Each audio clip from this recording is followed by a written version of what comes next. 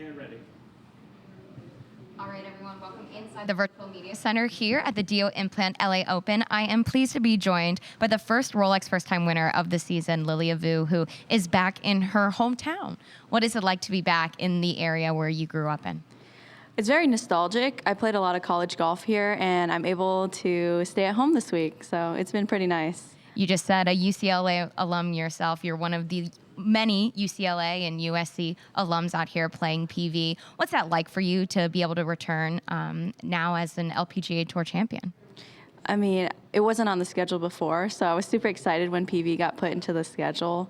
So, yeah, it's really fun to be back here. You talked a little bit about being able to stay at home. How much is that a nice mentality or a change in mindset for you as you get ready for this week's tournament?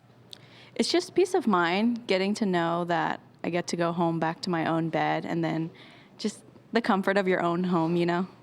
Absolutely. I'm not anywhere near here, but I definitely agree. This is one of the first times that you've been able to come back, I think, to this area playing since your win. Now that you've had a few weeks to kind of, reflect on the last couple of what that week was like in Thailand, what has that been like for you to kind of think about what that win was for you in your career? That win was huge for me. I felt like I put a lot of pressure on myself last year to win, and I was really disappointed in myself at the Tour Championship because I didn't walk away with a win last season. So my goal this offseason was just to get better at everything, keep doing what I'm doing, and usually when I have fun on the golf course, that's when I play my best. So if I just maintain that goal each time, then it should work out pretty well. When you got to come back last week at the Drive-On Championship for the first event since the win, since the Asia Swing, what was that like for you to kind of get that congratulations and see a little bit more attention put on yourself? It was really fun. Actually, the first 2 days, I had some fans actually scream my name like "Voo" on the team, and I felt like that was like a different thing for me. And I thought it almost sounded like they were booing me, but they weren't. But it was really fun. Hey, it's a new mentality. What does that kind of confidence do for you as we get into the swing of events here on the LPGA Tour? I think just a lot of weight off my shoulders. Just go out there and have fun. I kind of feel the same. Like it's the same goal still. Just go out there and have fun and do my best. And if I win, then I win.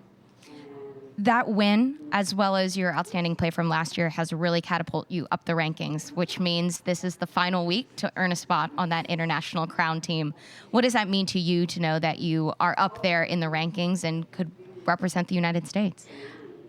It means a lot. At the beginning of this year, I didn't really think that I was able to make it into the international crown. I remember I was playing another tournament before Thailand, and I was talking to Gemma Driver, and I was like, if I win, hopefully I'll make it into the international crown, but I have to do really well the next couple weeks. And she was like, just go and win. And I was like, okay. That certainly helps. Yeah. To have that kind of team atmosphere and that kind of representing your country on another level, what does that mean for you personally? It means a lot. The international crown only takes 4 of the best players from each country, and it's 8 of the best countries together, and they're 4 best players. So it means a lot that I'm competing among the best players.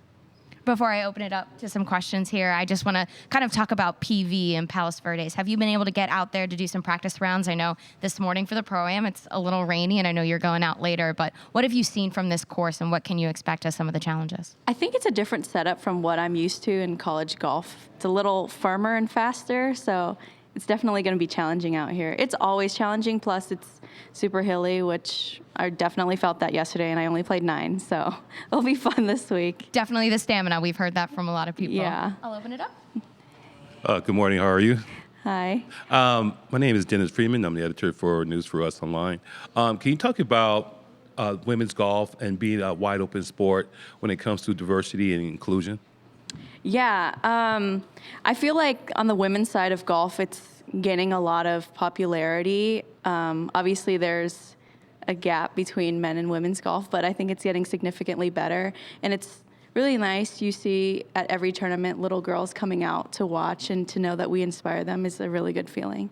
And can you talk about mentorship and how much someone mentoring you, and then are you able to do that right now at this stage in your career? I've had Sandra Palmer as my mentor off and on. I haven't seen her in a while, but she sometimes comes down to my home course of Shady Canyon, and we talk a good bit. And I've not been able to be in a position to mentor younger girls yet, but I would love to be. And to represent, follow up, to represent your hometown, what does it mean for you personally? I take a lot of pride in my hometown. It's been great.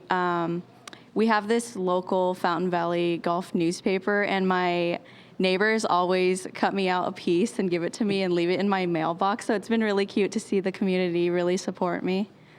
Thank you. Yeah. You talk a little bit about Sandra Palmer being your mentor, and I don't think we've been able to talk since she was inducted into the World Golf Hall of Fame. Yeah. Have you been able to speak with her since her induction? I haven't seen her. She's usually at Shady Canyon in the summer, but she does send me texts and keeps me motivated and sends me really supportive messages. What did she say anything after your win in Thailand? She said that she knew it was always going to come and that we just had to stay patient. So it was really nice to hear it from her. Now that you've been able to take some time around this course, like you said, it's hilly, it's definitely a test out there. What are you specifically working on as we kind of get into this row of events in a row? Definitely taking my time and focusing a lot on recovery and not over practicing after the round. I mean, I definitely don't do that, but just maintaining my energy for sure. What is it about maintaining your energy? How do you do that either on the course or off the course?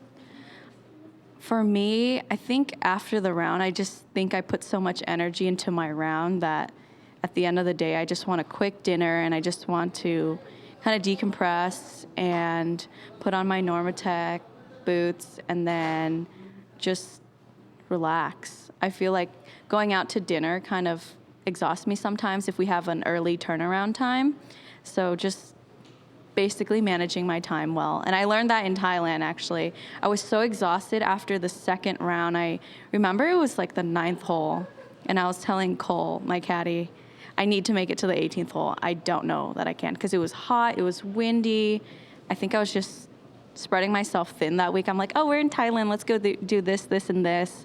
And then I remember I just did in-room dining, I relaxed, just did nothing, and then maintained my energy there. You speak of the importance of maintaining your energy, knowing that you're, I don't want to say necessarily a hometown event, but, close by. Yeah. Will you be having friends and family out, and does that kind of add any pressure or add any kind of extra energy that you have to exert on a normal week? I think it doesn't add any pressure. I think it's fun when people come out to watch. I tend to like a big crowd, and it's even better if it's friends and family. So I'm expecting to see a lot this weekend and kind of redeem myself. Last year I didn't make the cut, so I'm ready for that. I wasn't going to mention it, but now that you did, what are some things that you can take away from your experience last year here to improve upon going into this week? Definitely just better course management and just be in a better mood. Yeah, that will do it. I think that is all from us. Thank you so much, Lilia. I appreciate it.